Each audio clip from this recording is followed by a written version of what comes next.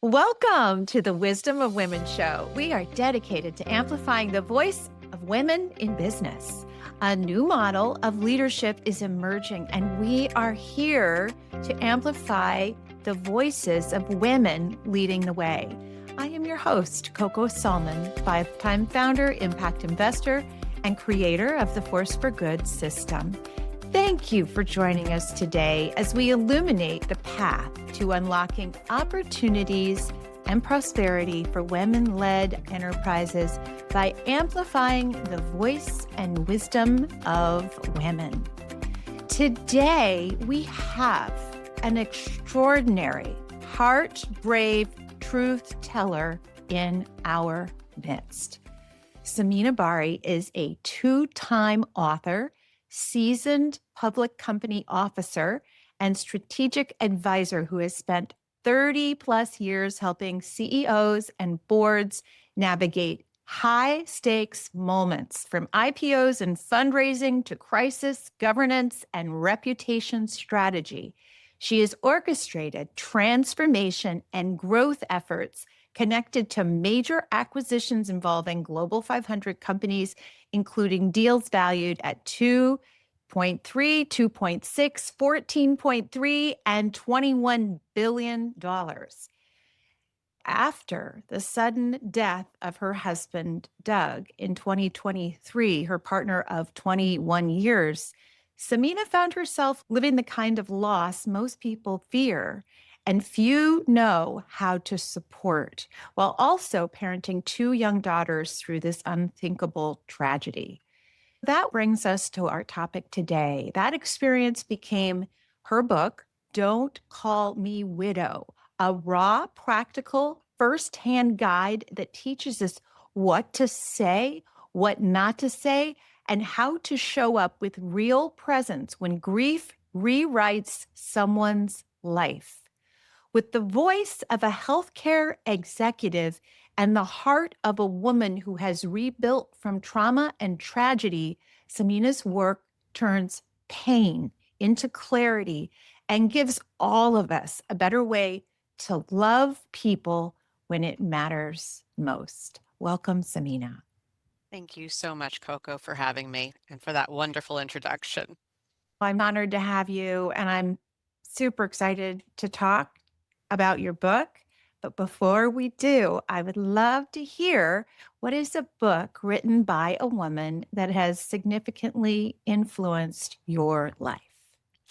I think for me, that's a very easy one. I felt growing up with a very critical mother that I did not fit in and I was not like other women because I didn't meet her expectations of what a woman should be. I was always too loud, too direct, too bossy, and too ambitious in her eyes. But when I read Sheryl Sandberg's Lean In, it spoke to me. I felt like I belonged. It felt that I wasn't alone, that all of the alpha traits my mother accused me of having were actually acceptable and wanted and normal and necessary. So I think that is the one book that really validated who I had always been and Mhm. gave me further proof to continue on in an unabashed, confident manner. Amazing. I couldn't agree with you more. I love that book. And it's a good one for us to revisit, right? Absolutely. Because, I do pick it up every now and then. Yes.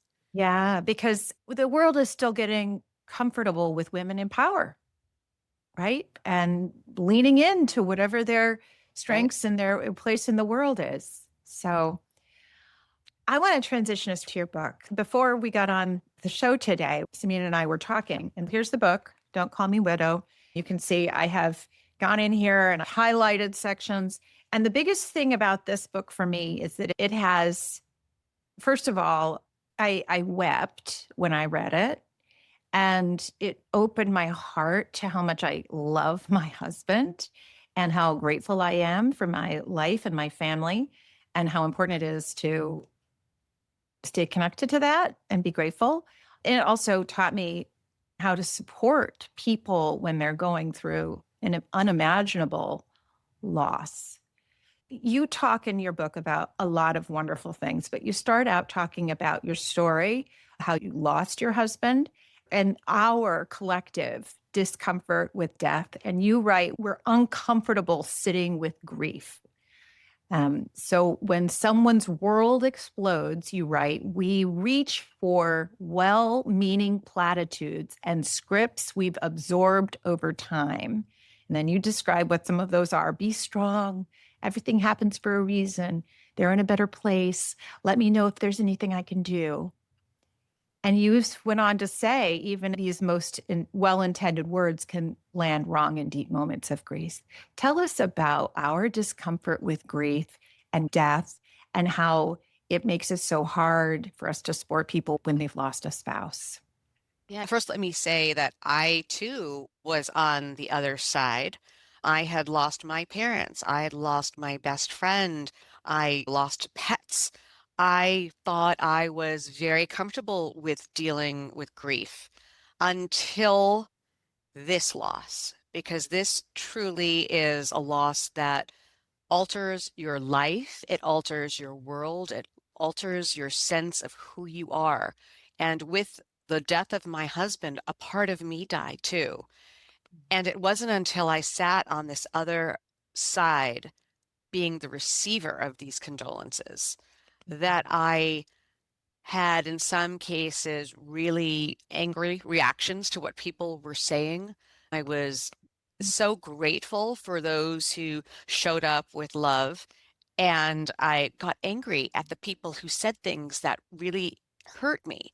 And it took me many, many months and discussions within my grief group of others who'd experienced the same hurts by others.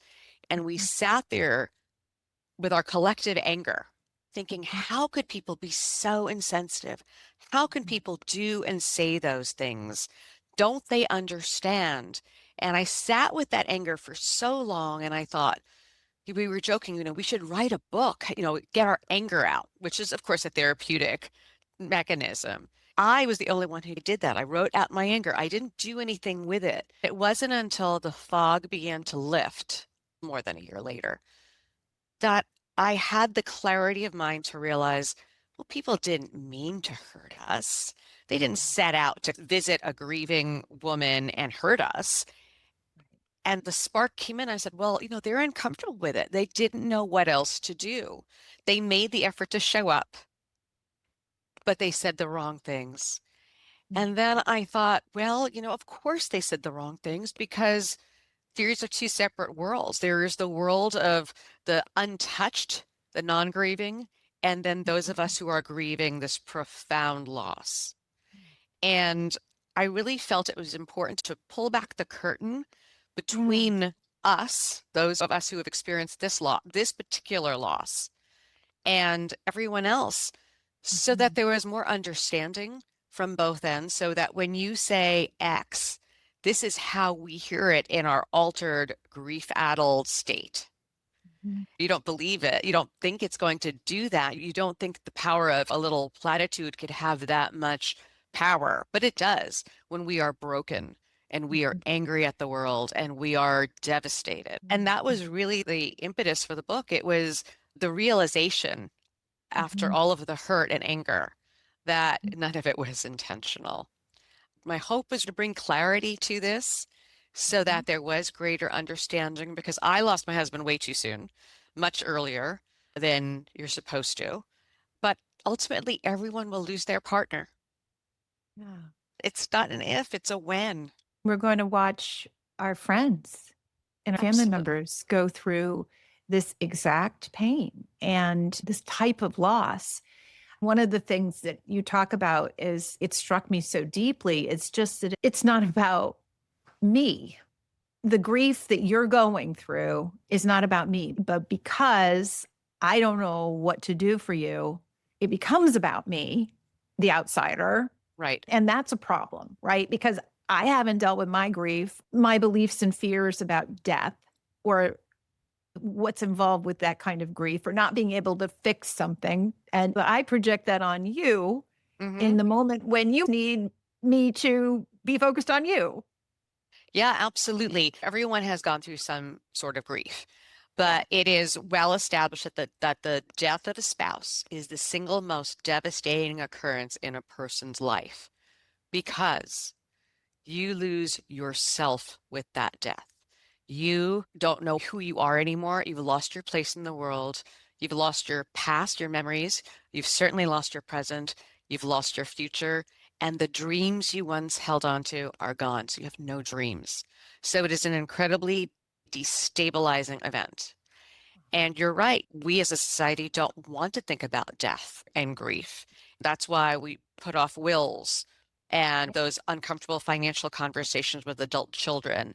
Or we say, God forbid, or if I die, as opposed to when I die. There's such a resistance to it because we're wholly uncomfortable with it. It's your individual discomfort that drives how you behave.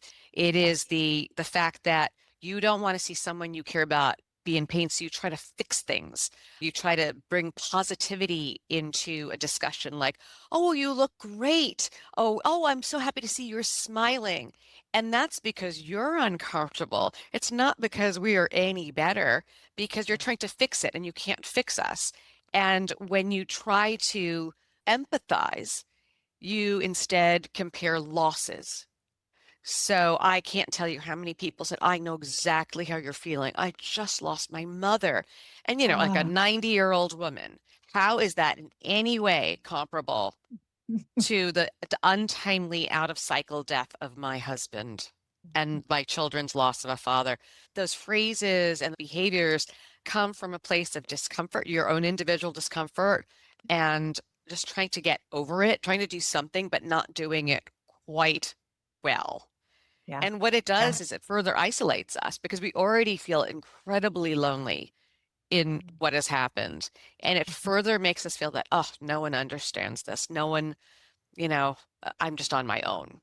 And we, Well, it also adds to the level of frustration and oh, anger. I mean, people would say to me, oh, well, I'd like to believe God has another angel. And I thought, well, what kind of a God would take a father away from the two young children? Don't talk to me about God. So even those things, like every little thing, I remember every single kindness, even though I wasn't able to express my gratitude. But I also remember every slight, and every slight really wounded me.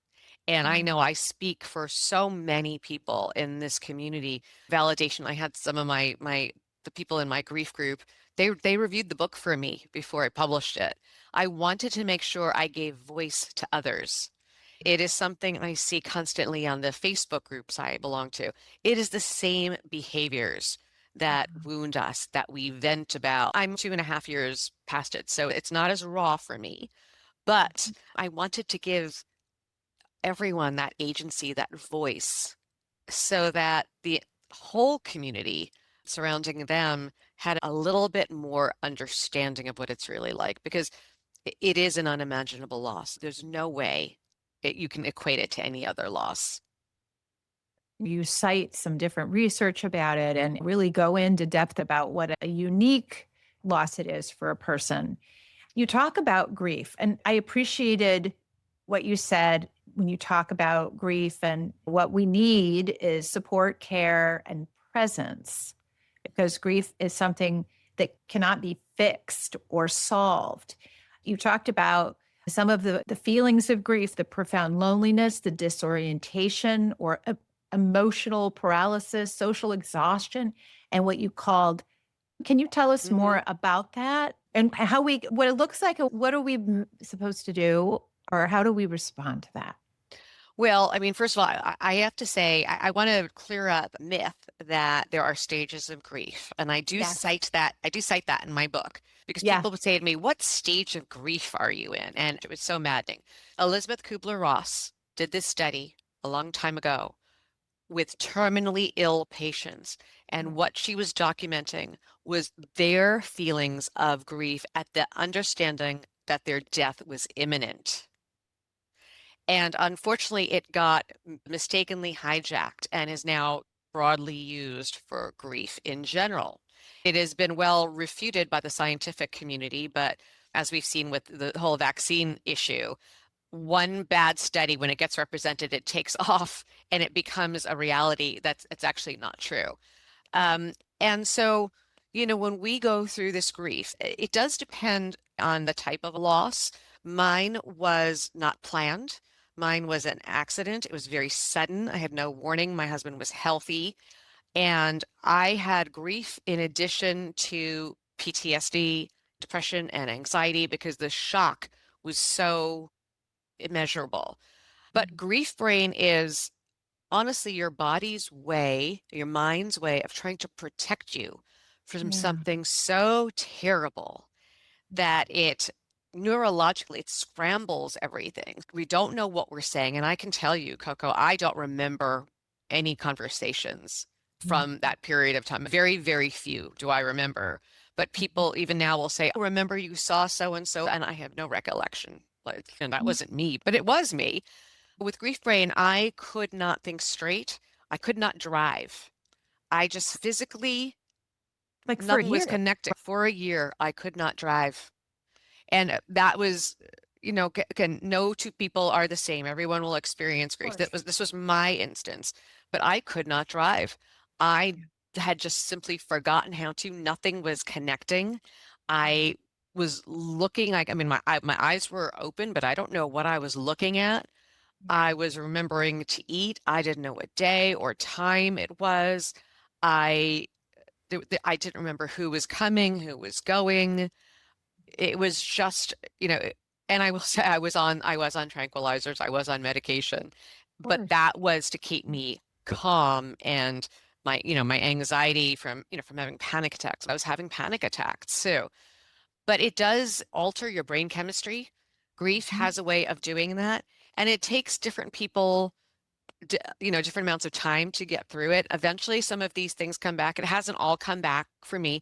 So, for example, for me, I have limited attention span now. Mhm. I don't Mhm. have the same drive, the ability that I'm not the person I used to be. I don't have the same stamina, Mhm. definitely, my energy levels. I still lie down every day. I still have to lie Mhm. down. But it's a very real phenomenon and it Mhm. shouldn't be ignored. And so you're just scrambling things like it looks like you're forgetting things, like perhaps you have Alzheimer's, perhaps it's Mm. menopause brain. But honestly, it is the brain's way of protecting us from a trauma so devastating that we can't think straight. You describe it in such a way that it helped me understand how important it is to hold space for somebody going through it because there's nothing I can do for you in that space other than hold space, right? There's Yeah, and not. I think that's the thing people struggle with. They think there's got to be some perfect words or a grand gesture or something meaningful that they have to do. And the presence is what's meaningful. The sitting with us in silence, making a cup of tea and not talking, just being with us. Being. One of the most touching things I remember, and one of the most helpful things I remember, is 2 days after Doug died. It was actually Easter morning. And I had a very good friend. I have an amazing community of neighbors, friends. I call them my chosen family because they are truly gems. One of them, she just walked into my house. She had a dozen eggs. She made me some eggs and some bacon. She did it all in silence. She didn't ask me where anything was. She never talked to me. And I was sitting at the kitchen counter. She made it. She sat there. She didn't talk. She let me eat what I could eat. Then she cleaned up and said, "Why don't you go lie down?" And that was it. And it was just so I had a couple of bites of food. I had someone there with me who was thinking about the fact that I hadn't eaten. I probably wouldn't eat, how difficult this day was. And that was her presence. Yeah, because in that state, I imagine just getting peppered with questions. What can I do for you? What do you What do you need? need? How can I help? You wouldn't even know what to do with that. Right. And that's the thing. It places more of an emotional burden on us at a time where we can't think straight. So, Yeah. so many people say, "I'm here for whatever you need." Well, that is useless. And again, I That's, was one of those people too. I mean, I did the very uh, same things. And it's not until I was on this side that I realized, oh my gosh, that's the worst thing to say. How can I help? What can we do? because it's just adding to our inability to articulate anything. Because you know this, and especially women, even in the best of circumstances, we don't like asking for help. It's hard Yes. for us to ask for help. So Yeah. how in this moment of devastation can we come up with something? And that's Uh, really one of the reasons why I wrote the book, because yes. we just don't know what to do. We don't know what to say. So I offer tips of things that are really helpful, little things that people can do easily Mhm. without stressing, but that mean the world, because even though we can't express it in those moments, Yeah. we notice it. It does Yes, help. yes. One of the things I love most about your book is how clear and directive it is. That you have this wonderful checklist of things you can do, like support checklists, immediate tasks, wellness support, initial coordination, specifically call the physician of the grieving spouse, coordinate someone to stay the first several weeks, form a friend group. It's very specific, and none of it's like ask the person what they need because they couldn't possibly Right. know. The other thing I really appreciated in this chapter around grief was you think, oh, they've gotten through the first year, the worst of it's over. And you're like, actually, year two is even in some cases worse. Yeah, year one is grappling with everything that needs to be done. Yeah. So it's, busy time, it's purposeful in terms of the administrative tasks you have to do. You're getting through all of your firsts, your first birthdays, your first children's birthdays, your first holidays, all of that. Everything seems like a monumental task, but Mhm. it's all anchored in purpose, getting through this Yeah. first, getting through that first. And when you get to year two, when you plan your anniversary that everyone remembers, that's when everyone disappears and you say, this is forever, Yeah. This. right? Because now is when you have to live after that. There's nothing in front of you and you're on your own and you have to figure it out. So you also talk about what it's like to be a parent when your spouse passes. And you say that when a co parent dies, we are left to manage our own grief while also tending to our children's emotional needs, often without a break. Talk to us about that additional layer of grief, of challenge that you go through when you have children in this situation. Yes, that is so difficult. My husband and I had a struggle with infertility for many years, so we were older parents. And my husband also was a full-time dad, so he allowed me to soar in my career. And so he was their primary parent. I have two little girls, and daddies love being a girl dad. Their devastation was and is still so profound that, as a parent, you live for your children. You want your children to be okay. Even though I was struggling, I had the added mental and emotional load of worrying about them and trying to help them. And so, one of the first things I did, and I do remember this, I had my girlfriends. Um, and by the way, those tips and everything that I put in the back, those are directly taken from what my community did for me without my knowledge. They organized themselves. And that's why I felt it was so important to put that in there. But with the children, they knew my heart was broken, of course, for me, but also for my girls. One of the first things we did was organize therapy for them. So my children had been in therapy since 2 weeks after their father died. Wow. And they have gone Good. consistently every single week since then, and they will be going for the foreseeable future. But why parenting young children is so difficult is because, they are not little adults. They don't have the emotional maturity or tools to understand how to process their grief, their loss, their trauma. So they act out with behaviors that Mhm. seem like bad childhood behaviors, but that's not their fault. They just don't possess the understanding and emotional maturity that we have. They're not developed.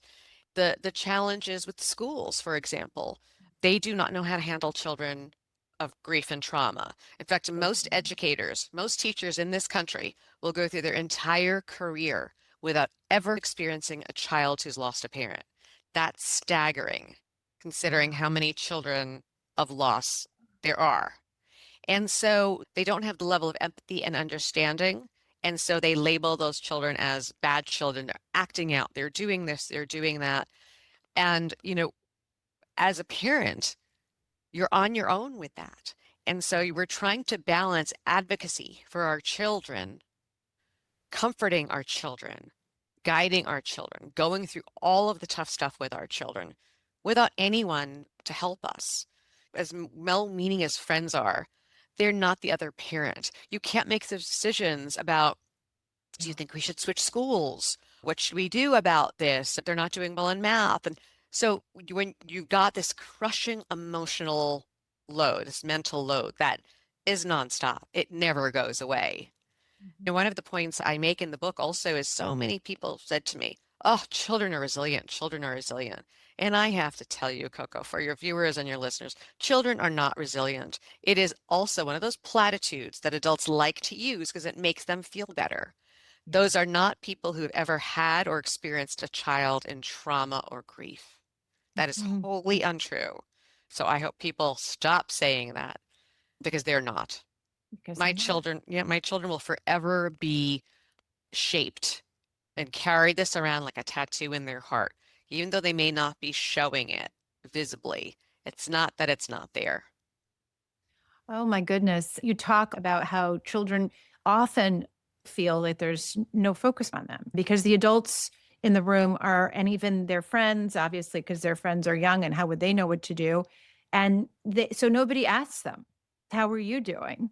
Yeah. Everybody dances around the kid and says, well, you want to go get ice cream? Going out for ice cream is good, right? It's good to get the kid out of the house. That's a good favor to do. But there's a section where one of your daughters expresses how nobody asks about me. Absolutely, because it's discomfort driving Yeah. everyone, right? People are coming into the house uncomfortable to deal with me, let alone like how do you deal with a child? Yeah. So everyone was coming for me, and one of my daughters said, everyone is here for you. There's no one here for me.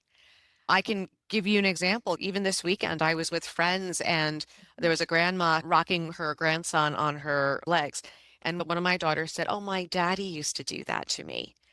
Grandma got so uncomfortable, she changed the subject. My daughter wanted to talk about her father. Yeah. And Yeah. that's really important when a child offers that.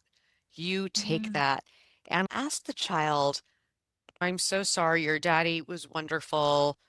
Tell me some of your favorite memories, or do you want to cry? How can I help you? But because adults are uncomfortable with other adults on this matter, children just freak them out. But what they Yeah. really need is to have a conversation. One of the things I did with my entire community was I said, we're always going to say his name. I don't want you to not say his name. And I have to tell you, my husband's name comes up regularly, weekly, in conversations, texts, jokes, all sorts of things from all different friend groups, because I never wanted to make it taboo. I never wanted to erase him. And so Yeah. my girls are comfortable talking about their dad with the other adults, this grandma Yeah. notwithstanding. But, I think that's also really important. You have to ask Yeah. about them. How are they feeling? And, holidays are tough, and I know you missed your dad. Acknowledge it. It's like their elephant in the room. Yes, of course. And it's your elephant in the room too, right? Yes. Yeah. Yeah, no, So absolutely. so I'm just going to read through a couple of things you have a whole section on what not to do or say, and I'm going to read a couple of them and just have you maybe give us some reactions. I found the list so helpful. Don't ask, what do you need? Don't try to fix it. Don't compare losses. Don't ask what happened. Don't push us. Don't give us more to do. Don't judge. Don't bring sunshine and rainbows. Don't call me widow. Don't encourage big decisions. Don't rush closure. Don't expect thanks. Maybe touch on a few of these and give us some guidance. Yeah, absolutely. Well, we talked about comparing losses and bringing sunshine and rainbows. I think that really speaks to people's wanting us to be happy. It's like when people ask us, how are you? You expect us to say, oh, we're fine. we're fine, because that will make you feel better. That's not what we feel. So when you get a compliment, oh, you're looking really well, and oh, look at you smiling, you must be over the worst of it. That is very, very painful because every single day is a struggle to survive in those early days. But don't call me widow. I should touch on that because that's the Yeah. title of my book. Yeah. You know, when someone first called me Doug's widow, and I had not thought of this, I cringed. I had such a visceral reaction because in my mind, widow was an old gray-haired lady with her hair in a tight bun, stooped over and all black. And I was really uncomfortable with it. And I thought, well, I'm not like that. And then I looked up the origin of the word. And the word is very ancient. It's got Sanskrit and Old English roots. And it means to be destitute, like to be set aside and of no worth to the general society without your man. And I thought, oh, my hell no. Like, I don't Yeah, ever I'm call not me that. that. So I say to take Mm. your lead from someone and don't use that term because there are apparently a lot of women who do not like that. And I've gotten a lot of advocacy for that when I put the book out. People say, oh, I hate that word. And yet no one has said anything. And that's also one of the reasons, as I mentioned, I wanted to put this book out. I wanted to give voice and agency to the millions of us who are in this club we didn't ask to join. There are so many things not to say and not to do. Sit with us in the dark is one of the things I say. You can't fix us. So don't try to, check lists off for us and say, oh, I've done this, I've done this, I've done this, I've done this. And you just need to do this, this, and this. Because for a type A personality, that feels like you've accomplished something, but that's not what we need. There are so many don'ts, but there's a really good reason for the don'ts Yes, because in yes. those moments they land wrong. And Yeah, they again, hurt. they hurt. They hurt, Yeah, absolutely. yeah. Well, and then you go on to tell us what actually helps. And you talk about don't wait to be asked, instead, take initiative. Don't let things pile up. Instead, support every day. Help with administration of death. There's lots of very specific things. I wanted to share a section that you wrote that I just loved. It was in your section called Don't Phone It In. And it's about it, instead offer thoughtful gestures. So you talk about how people send flowers and then say, I've done it myself, but it wasn't until I was surrounded by wilting flowers I realized that flowers die. And so, dead flowers, dead husband, what a terrible thing to have to surround people with. And then you said, one evening, a group of friends came over to my house and over Indian food and wine wrote and mailed my thank you cards for me. By doing so, they essentially created a healing circle, helping me tackle a task they knew would be painful and challenging. I just thought, oh my God, right? I have to say, I have a remarkable group of friends and community, my chosen family. Those lists were really driven by what everyone did. When I say don't phone it in, there are some people who are uncomfortable with showing up and they resort to silence. There are thoughtful gestures that can remove that discomfort and make you feel like you're doing something supportive, like, I'll do this and I'll take care of that. My friends really early on understood that they tapped into their areas of strength. So, for example, one friend who is an excellent writer and she's a communications person, she drafted the obituary for me. And she Oh, said, I've written this for you to look at. And so she took care of that. The other one who wow. is great with technology set up the memorial site. I've already set it up for you. And here, and gave me the passwords. She wrote everything down for me and had me look at all the content. My friends who had never met formed text groups, divvied up roles and responsibilities so they could all be present. And the one thing they all recognized first and foremost was, what would Doug do for Samina? How can we step into those roles for her? Wow. And it is that, I mean, that was the power of it. Yeah, And because he did all the cooking, yes, right? he It did was, all the cooking. And so, it wasn't just a meal train, right? You send the meal train, you feel like, okay, I sent them a meal. Well, someone's got to serve the meal, plate the meal, clean up the meal, do the dishes, repackage the meal, label yeah, it, freeze some, yeah. because people send big, big things, which is wonderful, but too much. So someone else cleaned out the freezer, threw out the old food, packaged everything, labeled everything, put some, some in the main freezer, some in the garage freezer. But all of those things, oh gosh, all of the accounts are in his name. And I had another friend do all the technology Yeah. Yeah. and to make sure everything was taken care of there. Who's going to take the kids to school? Who's going to make their lunches? Who's going to get them up and dressed? Who's going to be their buddy? Who's going to talk to the school and the teachers? They all took it. There are so Yes. many things. It's the invisible burden we talk about with women, like all of the invisible tasks we have. Mm-hmm. Mm-hmm. Mm-hmm. They They they just did. they sorted through it and they did it. I mean, I can't even imagine, like, now I got to pay bills and all these responsibilities. Take the garbage out, feed the dog, take the dog for a walk. All these little things when you have grief brain. Yeah.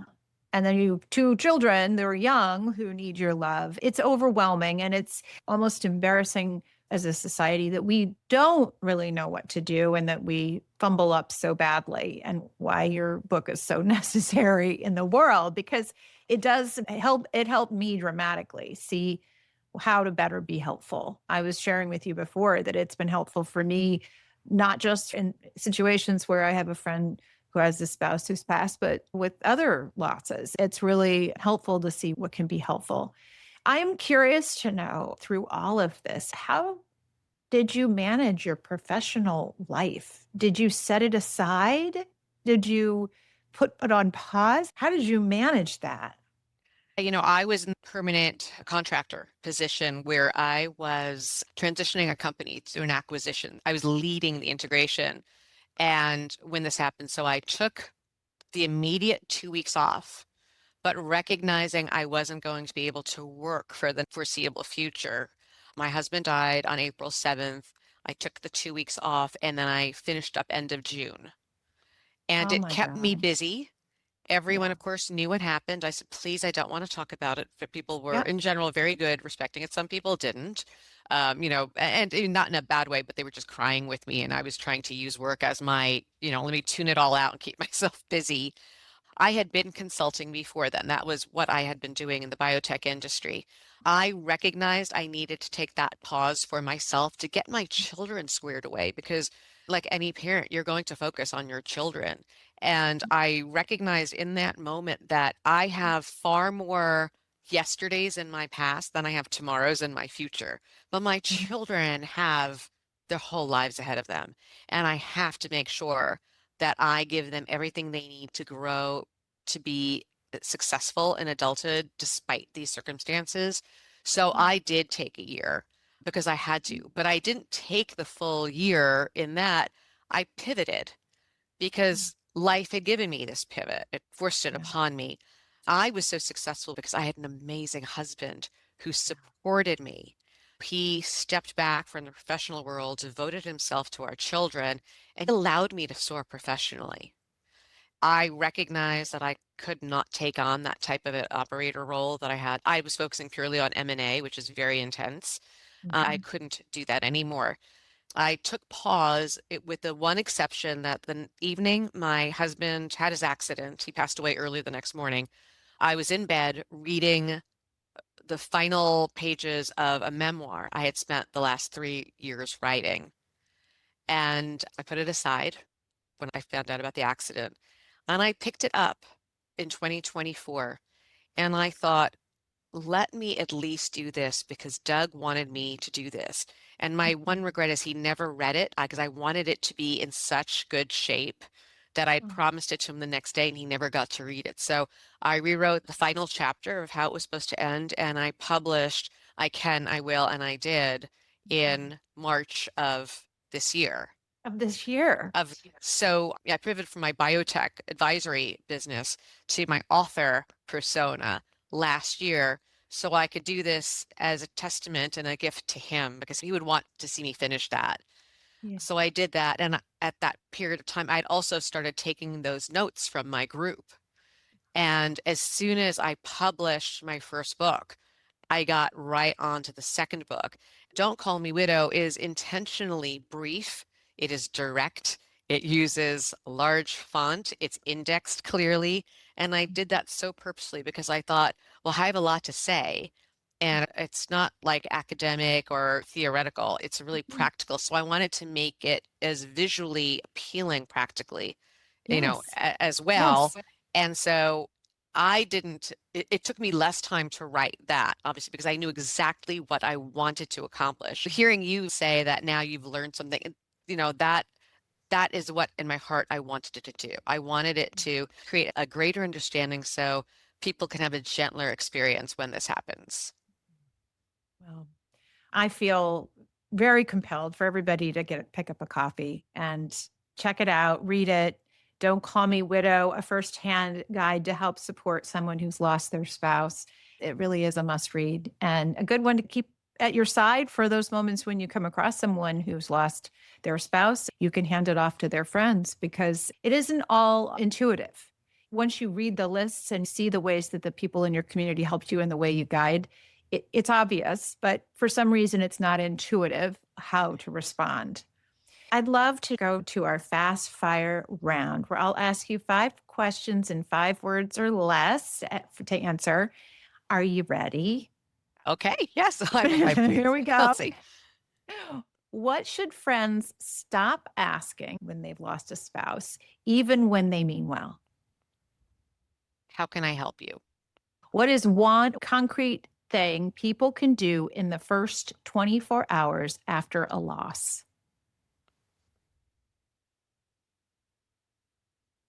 Just show up and give a hug. What did you need most in year 2 that nobody warned you about? Oh, that's a good one. Continuity of people keeping in touch. What's the most helpful sentence someone said to you after Doug died? I can't imagine what you're going through. Finish the sentence. Please don't call me widow because I'm not done. amen to that. How can we get a copy of your book? How can we learn about you? How can we stay in touch with you? Because I have no doubt there's more to come. Oh, thank you so much. You can reach out to me on saminabari.com. I have a website where there are links to both of my books, as well as links to a companion podcast I created for Don't Call Me Widow. That's called Afterlife and available on all streaming platforms. I'm on Instagram as Samina Bari _. Wonderful. And we will put that all in the show notes so everybody can be in touch. Just thank you, Samina, for writing this incredible story. I'm so sorry that you've gone through this incredible journey and tragedy. And my heart surrounds you and your girls with love. I'm grateful that I've been able to get to know you over the last year. And I look forward to seeing what you continue to bring out and what we can do together to help continue to do good things in the world. Thank you so much, Coco. So, to all of you world changing listeners, be sure to follow, like, and share the Wisdom of Women show on whatever your favorite listening or viewing platform you prefer. To infuse more wisdom into your business, remember to take the Growth Readiness Quiz at aforceforgood.biz/quiz and cover where your insight and wisdom is needed most. The world is made better by women-led business. Let's go make the world a better place.